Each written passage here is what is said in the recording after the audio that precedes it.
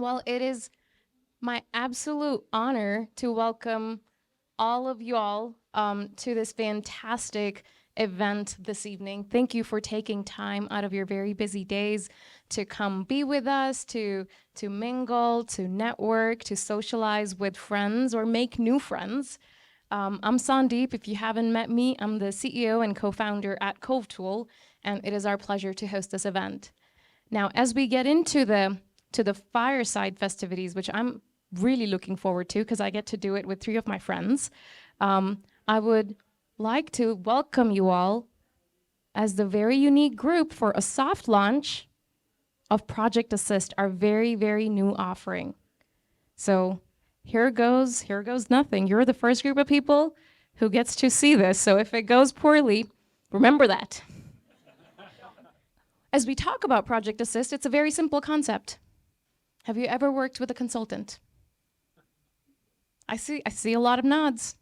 Well, that's exactly what it is. You send us something, and we give you back wonderful goodness of analysis and results.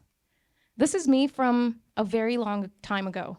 Actually, 13 years ago, to be precise. I used to be a consultant. I ran a consulting practice myself.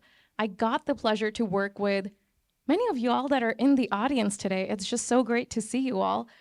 And good for me, but not necessarily always good for the project. I charged a good bit of money. It was pretty expensive. I see a lot of nods to that too. Come on, you guys. And as I did my consulting as a sustainability consultant and did the energy studies and did the carbon analysis and looked at the daylight, did the lead, all of that good stuff, what I learned was that I got to be an integral part of the team, and that made me create Cove Tool as a software company so that everyone could have that analysis within their teams, within their projects, and not just the projects that they could afford someone like me for, but all of their projects. Having now grown Cove Tool from nothing to a lot, having the honor to work and collaborate on over 30,000 projects as part of our software platform, I've now learned in the last 5 years that that solves one need, but we still need the good old consultants to be a part of our projects for folks where we don't have the time to invest in someone to learn new technology, for folks who cannot bring on a new piece of R&D to invest in their workflow. And that's really where Project Assist comes in, where we are your AI-powered consultant. When I say AI-powered, I see a lot of the architect friends going, whoa, whoa, whoa, hello now.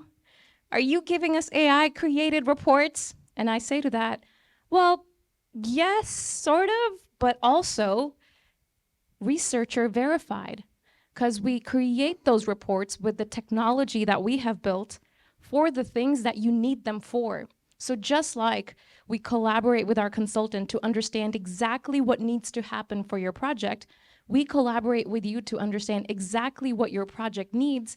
We create these beautiful reports for you, we verify them, and we make sure that they're accurate so that you can go into that design meeting with as much confidence as you need to know that these are the accurate studies.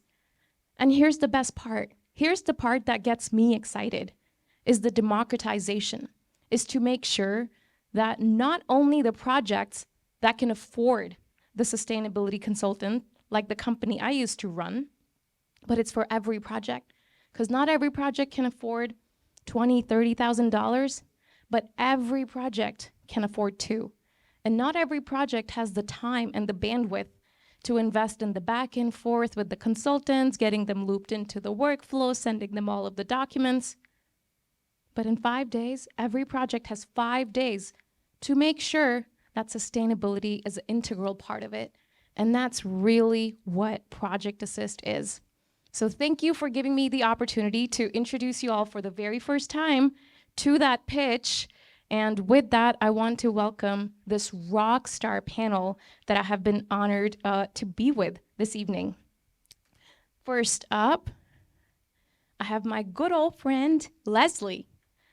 Lesley is the design principal over at Perkins & Will.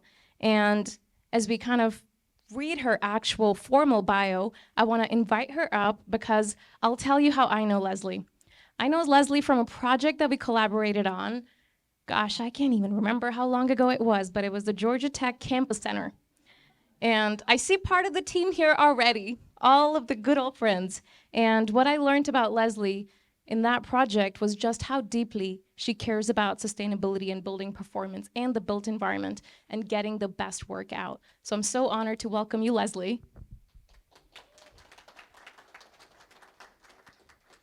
Next up, I have Marguerite, who is the program manager at University System of Georgia Board of Regents. Come on up, Marguerite. Also someone I've known for a very long time. Fun fact, my first ever higher ed project, I had the honor of doing with Marguerite over at the Emory University campus. And we've been friends ever since. It's just been great. Her passion for sustainability, she's continued onwards as she's gone over to Board of Regents. She continues to inform that in the policy and continues to make sure that it's an integral part of our work. So great to have you, Marguerite.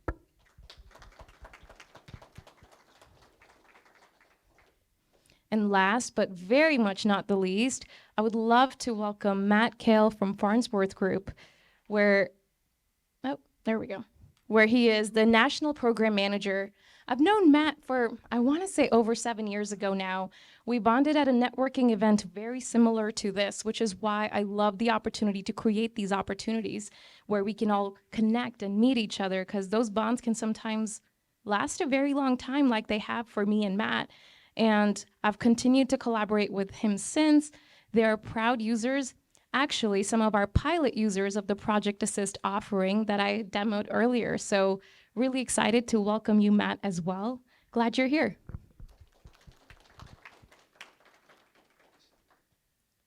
Amazing. So let's dive into it. We're going to do a few poll questions throughout the panel. So this is a great opportunity to take out your phones and make sure that you're connected to the actual poll, because we'll be able to see the results from the poll in real time of this group of audience that we have. So that's always really fun for me, to just kind of see where the temperature of the room is at. Amazing. Looks like most of us have it. All right, then let's go ahead and dive right in. So the first easy question, in my opinion, especially for this panel that I have, is how do you think about integrating building performance and sustainability into your work? And we'll start with Lesley. I can also yell. Tim knows.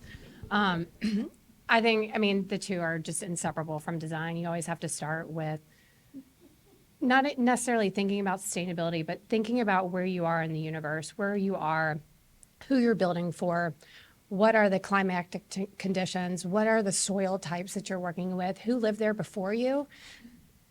Sorry, coming right off of a cold. And I think that's the part that we as designers and people tend to neglect, is what happened before us and understanding that and how that can inform the way that we think, the way that we design. And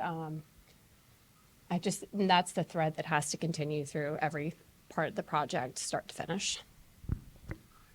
Yeah, I would agree with all that. And I would say, what the goal for us is always, in every way that we practice, is to make database decisions, right? Make sure that you're applying what you know to what you produce. And I think the really important thing there, if you're going to make database decisions, is make sure you have good data.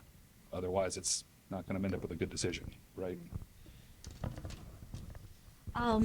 I work for the University System of Georgia, and I just want to say that I started my career as an architect. I worked in an architectural office, and it was all building a la Hassan Fathi. Do you know Hassan Fathi? Architecture for the poor. So it's all mud and domes, and it was very sustainable. This was my passion from the beginning. And it didn't end up to be architecture for the poor. It was for the rich at the end. So there was always a tendency to include features. And of course, I grew up in Cairo, so there is lots of passive heating, passive cooling with Islamic architecture, and this is what they teach. So these have been always at the forefront of my my practice or education and passion. So definitely now there's so many tools and so many variables for a decision-making process that would take into, that has to be made, which would balance the different competing strategies and the budgets and the and of course energy efficiency.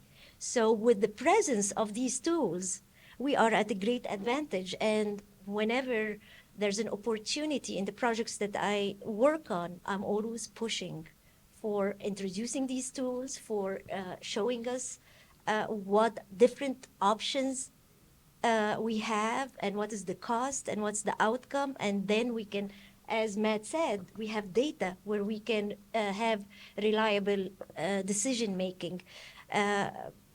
And also, I believe that the universities are institutions that should spearhead in pushing for sustainability in education as well as the buildings that they have. So I've been very fortunate to have a little influence within my small sphere of influence to be able to further sustainability whenever I can. Thank you for that. I mean, I definitely like kind of the story that you talk about on how it's been an integral part of your life growing up and how some of your experience, even from Cairo, have shaped some of the paths that you've pursued. So that's really exciting to hear. The thing that you mentioned, which I think is a really critical topic, is one of budgets and balancing the cost and balancing the sustainability. I'd love to kind of get a reaction from the panel on projects or key moments that come to mind where that was very much the space that you were in, and how did we get through that? What was the decision? And it doesn't all have to be a win story, like, oh, we found a way. Maybe we didn't. I think that's equally important to talk about. Yeah, we were just having a similar conversation on a project call today, and the thing that I've learned, and for a long time I did a lot of commissioning, and in the front of commissioning there's a document called the owner's project requirements, where it's an informal set of guidelines. Here's what we would like to accomplish by the time that we're done. And the thing that I learned to ask in that OPR document was not, how many lead points would you like to achieve? How many % better than ASHRAE do you want to be? All of these things. Do you want to be net zero? What I learned to ask, and then it's my job to translate back, is go to whoever pulls the purse strings on the owner's side and say, how much can you afford to spend in utilities over the life of this building? If you put it in that kind of data set, everybody knows dollars. Not everybody knows KBTUs per square foot. Not everybody knows lead points. Not everybody knows ASHRAE. But if you talk about dollars, all of a sudden you have a democratized conversation going on at the front of the project, and then you can present everything, as it is, and what that means, and everything then becomes, not dependent on the budget, but becomes informative to the budget, right? I also think that we tend to be a little additive with our thinking, like what are the things that we can do to a building to make it sustainable. But really, one of the best comments I ever received when I was working on a project actually at Cooper Carey was the student during an integrated design shred said we should make apples, not artichokes, out of buildings, meaning one skin, one layer, not all of these additional layers. And so that kind of fluidness of thinking about everything that we do needing to have a specific purpose, I think is really important to the dollars conversation. And that's what I love about this conversation about mass timber, CLT, because not only is it structural, it's performative, it has fire protective qualities to it, but it's also beautiful. I mean, it's the floor, it's the ceiling, it's all the things that we should consider. And if we think about buildings more like apples instead of artichokes, then I think we'll get better performing buildings and we'll also get less expensive buildings in the long run. For me, well, I am in the position where I am part of the ownership of these buildings. So budgets are very important, and in the university system, there's multitude of projects, and there's maybe billions of dollars, and every institution is at a different awareness of sustainability. So some push more than others, and usually I come in and say, well, can we put in the goals that the building would be sustainable for some institutions? So the awareness, you have to talk in money. You have to talk in money. And I have to say, till now, I haven't seen the engineering side where they come in, or the architects where they come in, well, this is not going to be expensive, but it's more sustainable. They haven't done this yet, except if you really push. So I'm hoping with Cove tool and all these available technology, that it would be integrated, and the end users and the owners would receive suggestions, not them come up and say, yeah, can you check on geothermal? Is it going to work? There isn't, this language does not, the owners or the end users do not have it. They are just thinking of space. So it has to come from the consultant. So I'm very happy to see you here, and lots of you are my friends. So I'm hoping that you integrated in your design a lot more, and tell us what impact it would have on budget, because in most cases, we are not aware that this is possible. So yeah, this is how I'm looking at budgets and sustainability. I love that challenge, Marguerite, to the entire industry and ecosystem, that let's push the envelope. Let's actually bring the options. Let's have the real conversation as it relates to budgets versus saying, oh, it'll probably be more expensive. Well, this is actually very much in line with the poll question that we have up. So great time to pull out those phones, since we all took those images from the QR code before. So how often have you encountered budget constraints that prevented you from utilizing sustainability consulting services in your projects? Yeah, I'm looking for the one high roller in the group. I do remember there was once a project that I was working on. Oh, there we go.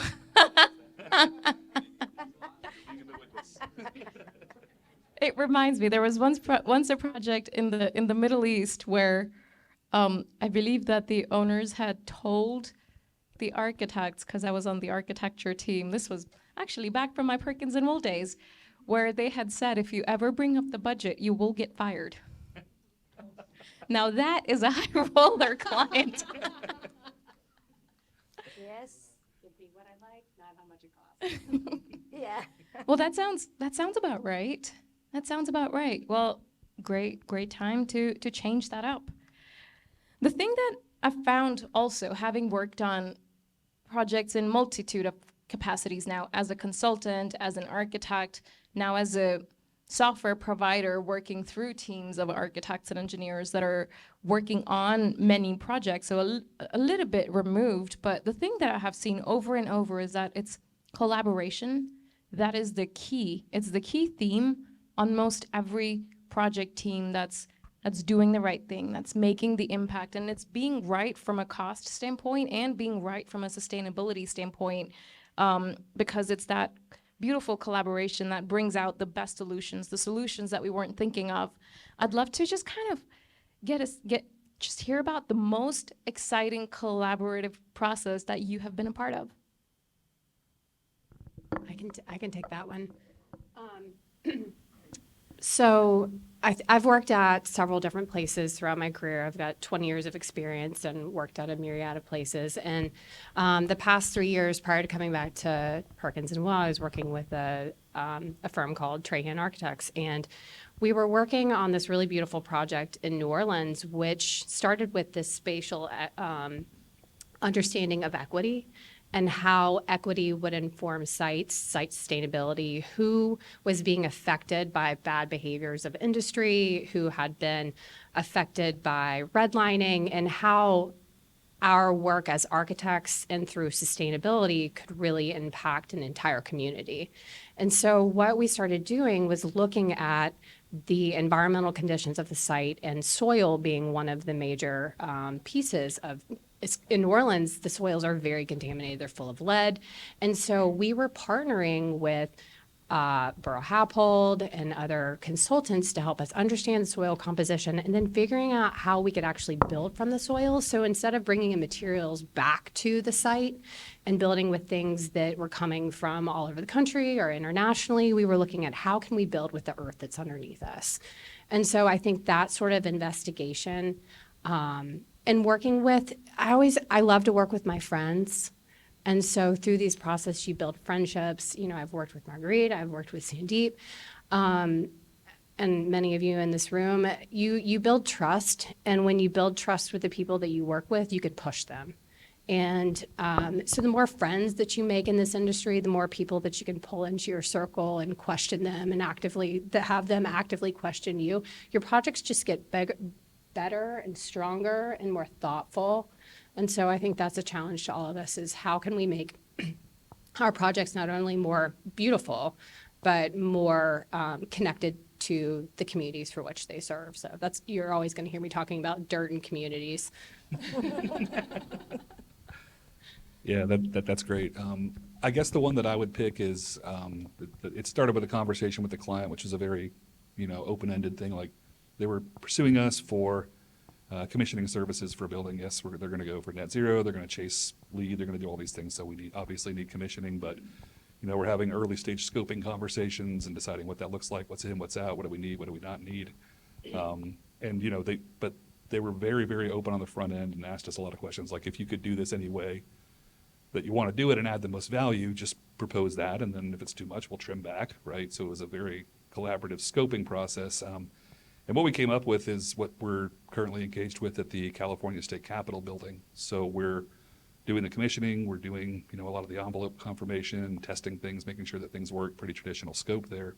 But we're also sort of have this scope for energy oversight, where we worked very tightly with the energy modelers, and we're rolling out the measurement and verification, and we're rolling out monitoring-based commissioning. We're checking all the boxes there, but we are committed to staying with that project full 2 years after occupancy, at least, to actually make sure that the building, the owner, the state of California is getting what they paid for, and that it's going to work, and that they're going to meet their sustainability goals. So that's an ongoing collaboration, and I think it's going to be, and if the construction schedule is an indicator, it might be a little bit longer before we get to the end of that thing. But that's one that I'm really excited about. Well, regarding collaboration, I think a lot of the buildings that I worked on that are existing and need renovation, or there is a desire for a different program, there's always a desire for taking down the building and building a new building in its place. So when collaboration is really successful, where we're able to bring images and ideas and show the potential of this building, then it is a really successful process and outcome. It takes effort, and the team has to be all on the same page. Actually, I'm working on a project right now where half of the building is going to be demolished and half renovated and added to it. So there is compromises to be made, but lots of conversations surrounding transformative renovation and how this is the best sustainable strategy, right, to use existing buildings. So around renovation of existing buildings and not demolition have been very exciting to me. I love that. I will say that I have seen more and more design teams getting extremely savvy with embodied carbon, which of course is the carbon that goes into the materials that, are part of the buildings coming together. And I couldn't agree more that the most sustainable building is the one you don't have to build from scratch. And just being able to use data to drive some of those decisions, to not only be looking at it from a singular lens of well, we can have better windows or better glass and it's going to use less energy. Yeah, but how much carbon will the new windows take? It's worth thinking about. And what is worth upgrading? I know that in my previous life, I've definitely leaned on studies like that and data like that. I'd love to learn what type of studies, what actual data, what analysis types have you found more useful in some of the projects that you've worked on? Yeah, I mean, for me, it's definitely, again, no surprise, I'm a commissioning guy, right? But I really love, a good set of well documented energy goals at the front of the project that's very clearly defined in the role. Hey, architect, you're responsible for, 10% of the energy goal because you're going to select the roof. You own that bit. Mechanical engineer, you're responsible for 15% of it. You're going to specify the chillers. You own that bit. Lighting designer, you own 15% of it. So giving people buy-in on the front end, and when you do those early energy models and saying, this is your silo, you control everything here, we're all working together, right? We're getting that buy-in and that equity across the team. And then at the end of the project, being able to go back and say, like, look, you hit your goal, right? We did it together. We all worked. We tasked you with this. You did even better. Having that kind of feedback and that data into your projects really, is that teamwork and that we did it kind of attitude. And, if I'm being honest, makes for great marketing at the end to go get the next one, right? Were you gonna talk? Well, yeah, we worked on several projects, and the data and analysis that you provided were invaluable to making any decisions. The thing is, I think, there's so many systems and so many complexity right now and technology, and maybe as we have new generations, they're gonna be able to deal with this complexity better than at least me. So giving up on knowing what is there and plug it in whatever project you are doing really is doesn't yield itself to a good result at the end. We can do better, but it's complex. So if we have a project and engineers on our project, in lots of cases, I have to say, okay, what does the campus want? And this, I don't think this is the best, question. It is, what can you offer? What, tell us. It is complex, but you have to do the analysis. So running away from I don't know if it's related to fees or what, but it could be. Yeah. I think there is so much complexity that we should not run away from it. And there's so many potential for analysis and reports that would really inform the decision and brings up better projects, more sustainable. We know that 40% of energy used in the US is from buildings, all types. So it's huge. And energy is at the basis, at the center of our life and everything.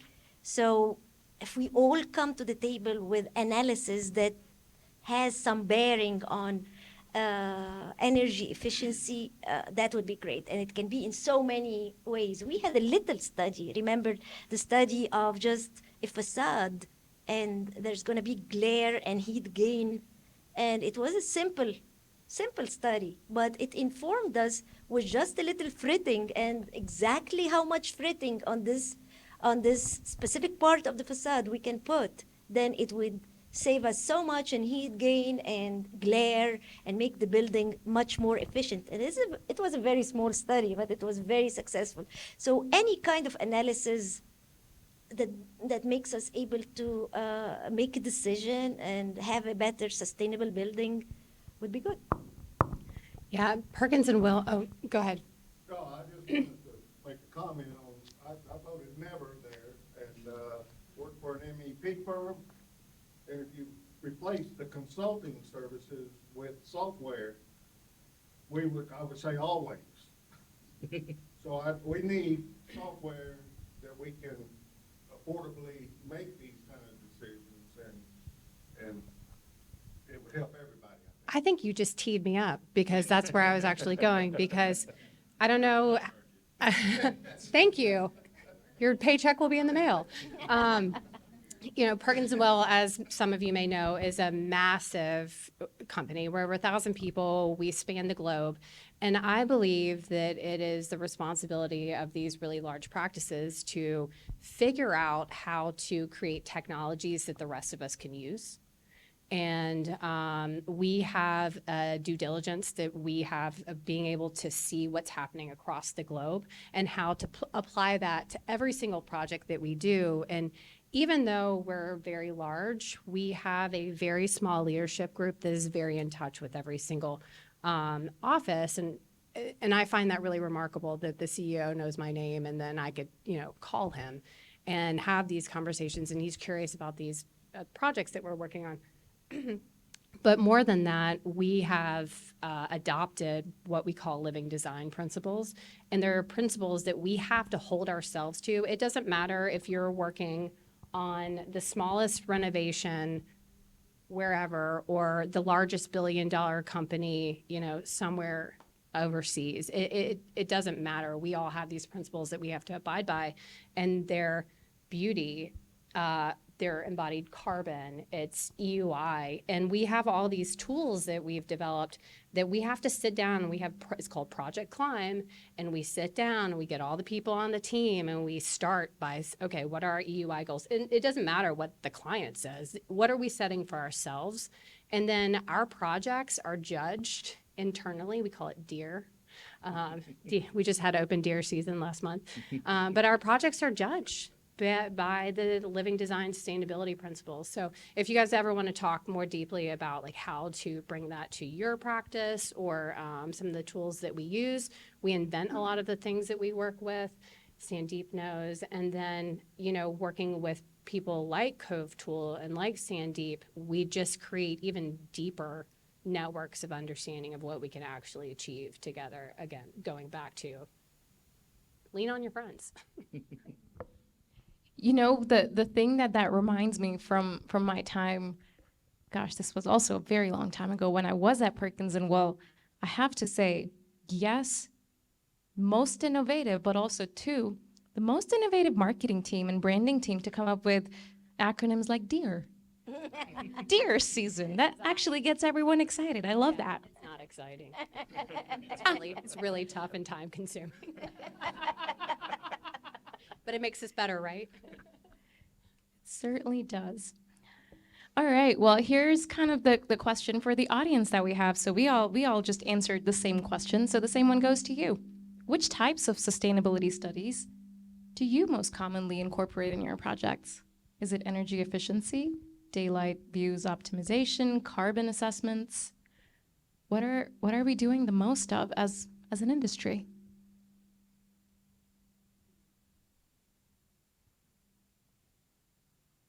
It's always fun to see Slido go up and down.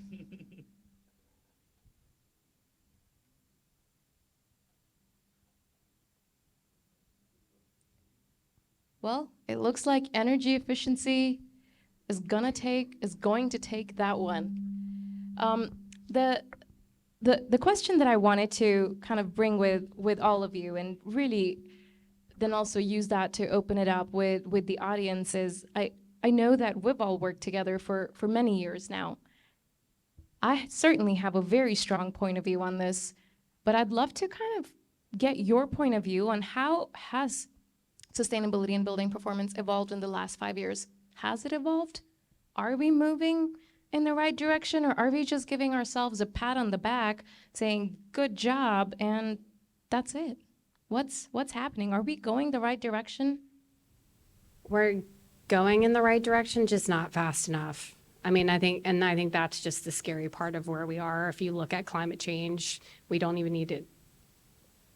It's actually really scary, right? 2050, we kind of have this clock on us. And even looking at New York, they were trying to put together the Center for Climate Solutions and working with Georgia Tech and some other groups. So we're seeing that momentum, but all the change to this date has been incremental or advancing technologies that already exist. And So no, I don't know that we've had these, magnificent leaps in technology. But strangely enough, I was working with a landscape architect the other day, and we were talking about embodied carbon of landscapes, and that there's really not a way to measure the embodied carbon of a landscape, which I find very funny because that is the epitome of a carbon sink. So the point being is that we've got a lot of low-hanging fruit that we can get off the table right now. But I do think it's not going to be, all these ground challenges are not going to be solved by one person. More than likely, it's going to be solved by all of us putting our heads together and seeing what we can do as a community and working with communities to solve the challenges that are unique to them and showing how just homes themselves are one of the largest energy consumers in our world. Yet we focus so much of our energy because what we do every day is on big buildings and on academics. So I think we have a long way to go, and we don't have enough time to do it. Yeah, we're certainly on the clock. There's no doubt about that. I guess I would say in the last 5 years, maybe 5 years ago, I would say we were a little bit more the carrot than the stick. Hey, isn't it great? Let's generate a lot of goodwill and incentives around, getting your building to perform well, or designing buildings that perform well, or verifying that they perform well, and all those things. But I think with some of the legislation, especially at the state levels and some of the local jurisdictions recently, especially in the last couple of years, it's more of the stick now. I got an email from a client the other day who I won't mention, saying I got a note that says my EUI is out of control and I'm going to get a bill unless I fix it. So what do I do? So for better or worse, that's a change. That's not a call that I got 5 years ago now, and that's the new reality. And I think in 5 years, as those more forward-thinking, jurisdictions go, so is going to go, the rest of the code world, right? I am optimistic. And I think there has been lots of innovations and lots of even awareness of the needs and the issues. So I think from 5-10 years ago, I think there is a lot of energy, individuals that have. I think what's missing is interdisciplinary collaboration. So architects and engineers are really great, but there's other things that are being done in, I don't know, the medical field, or the aerospace, or even the oil and gas industry. There's so much research and so much technology. Even scanning a building, we are still doing it really like a person going by and scanning. So there is so much, and they are scanning miles underneath the earth. So there is a lot of ideas that come from different disciplines, and I think it has to be integrated in our education system much better than it is right now. But everybody talks about sustainability. Whenever we start a building, there's a lot of talk about sustainability, but then the budgets hit, and how many square feet you need, and all these STEM buildings that are energy hogs. Right.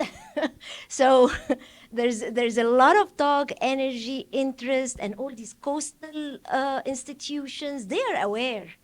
But there has to be like leaders that come up and make these connections and restart the conversation in another direction, and make everybody aware of different technologies. So I am really optimistic that this is going to happen, especially with, say, the university system has an aging infrastructure and aging buildings.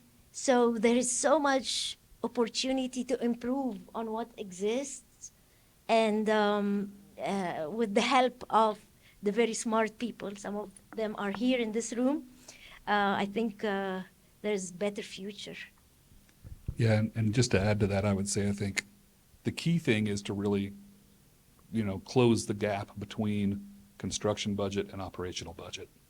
People have to understand that, yes, that's typically different teams, and we build a thing, we hand it over, and now, good luck, operator. We'll see you in 5 years when you need to replace something, right? If we can just bridge those budget gaps and again, translate it back to one set of dollars that's a 20-year bucket for what the building's going to cost to build and maintain and eventually do its first major renovation in its life cycle, then we can start to have real accounting systems and do what you're talking about, be optimistic and understand what the impact of our decisions today are.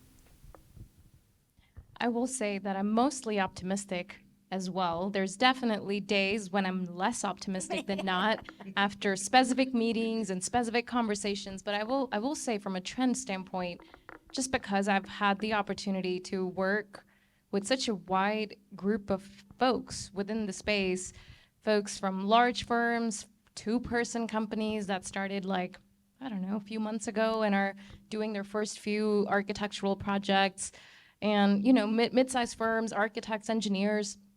I will absolutely say just even watching the pace of growth of folks reaching out for things like what we do is a clear indication and a clear sign for me on how the industry is moving.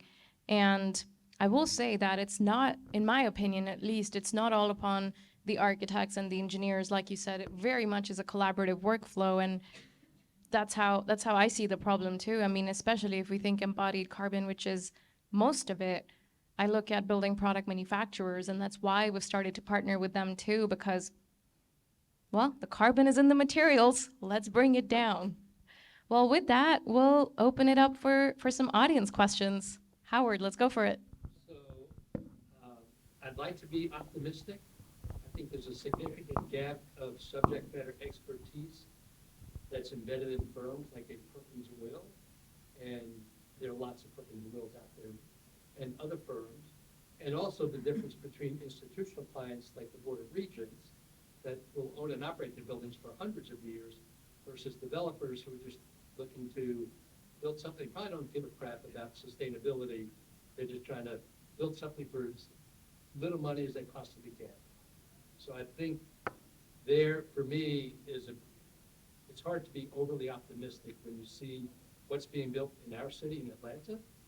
A lot of housing, apartments, that I don't think sustainability is part of a lexicon of those owners and developers. But architects can get involved, but I suspect they're probably shut out of that conversation. Well, it's kind of funny that you bring that up, because I, through several different interactions, started working with developers and got really frustrated with that sort of dialogue. And is it a building that you hold? Is it a building that you flip? And that really informs what goes into the project. So I'm like, what can I do about it in terms of educating developers on what they need to do? So I started teaching. And so now I teach at Auburn as an adjunct, and I teach Masters of Real Estate Development. So I'm actually teaching developers how to be developers from the point of view of an architect. And so I think there are those moments that you can look into what you're doing professionally and see how you can influence even before these people get into the development world. And it is actually really scary that buildings are going up with zero, and I mean zero, recognition of what they're doing to the environment, and zero recognition of the fact that those buildings are going to be falling apart in the next 2-3 years, and the burden that they're going to put on the energy system, on our materials, and labor infrastructure. So it's a tough nut. And I think I share Howard's, I'm hopefully optimistic just because I feel like I'm surrounded by really, really smart, capable people. But I also know that we're in a political climate that polarizes environmentalism and belief systems. So I think we're in a really tough world, and I have faith in the people in this room to make it better. Yes. I think education is the key. So you're in the room too long to be perfect. We all know what to think, right? But we should educate homeowners and users. Right. So they need to understand what you're talking about. So everybody knows what you're talking about. So one small example is, I've been in national steel industry for 30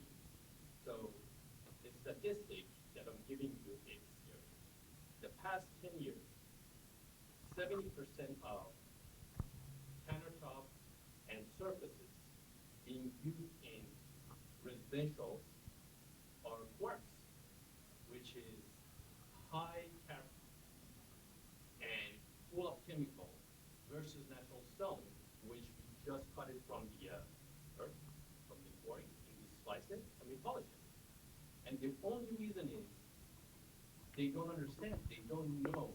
They think that somebody told them it's low maintenance, you don't have to do anything, so just put it there, it doesn't stain, it doesn't etch, so just use it. But that's not true. Natural stone has been out there. Go to Europe, you'll see for 1,000 years in the streets. Cars are driving on it, right? For hundreds of years. It's beautiful, it's gorgeous. So it's education. We'll take another question. Any of you like to talk about some sort of link between sustainability and sustainable design and the latest buzzword, resilience? Yeah, I can talk a little bit about that. I think to me, you know, we've been talking about resilience, maybe not in the way that it's used right now, but really that is the thing that catches everything to me, because it's financial resiliency of your organization. It's resiliency against climate, which is what the modern context or the super modern context is, right? It's how resilient are you as the people of your organization? Can your facilities, staff handle the stuff that's been put in here, right? And so when you're able to take a hit and recover and get things back up online, whatever it takes, whether it takes money, whether it takes people, whether it takes design and construction, then that's something that's very important to aspire to, right? Can you take a hit and keep going, right? And that's what our buildings need to do and what our organizations need to do, whatever it takes, right? I want to kind of go off of what you were just talking about with European cities, and they were built with intentionality. They were built to last. They were built with materials that came from where they lived in many cases, or they were imported for a very specific reason, and they're cherished. And our buildings now, if you look out, you know, across Atlanta, I mean, do we really have buildings that we cherish, that we want to look around and go, wow, 500 years from now, we've got a building that is here to serve and is so beautiful, we can't do anything but save it? So I do think that the resilience piece has to be in terms of the way that we think of what we build. And if we can't start by building things to last instead of things to fail. I mean, how many times have you gotten a new iPhone lately? And I drive an electric car, and it's practically like I drive an appliance. It's just a big cell phone on wheels. And it's made of plastic.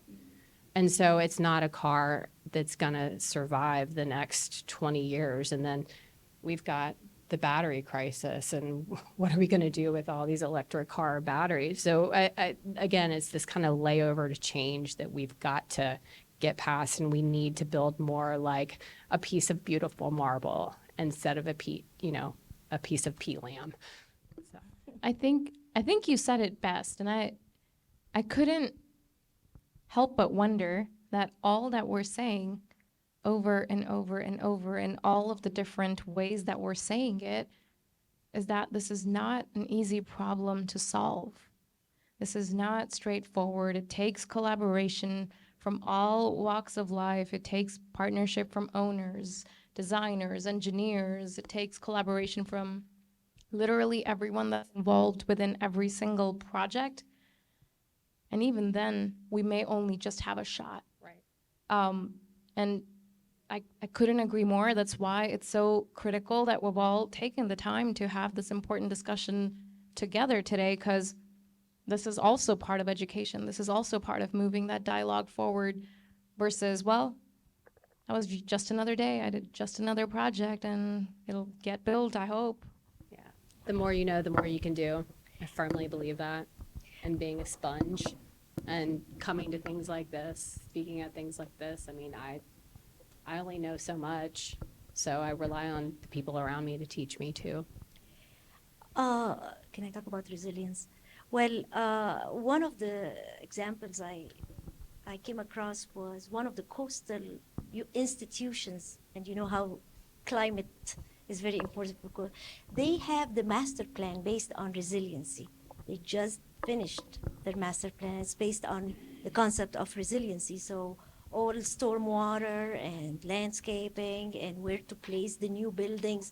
So in terms of yes, one project at a time is good, but if we have some entity or some ability to do master planning and to look at the city and to look at the region, and I'm asking too much here, but it should be in the education, in the architecture education, that it is not a project that stands by itself. It is part of a whole community of buildings and people and cities.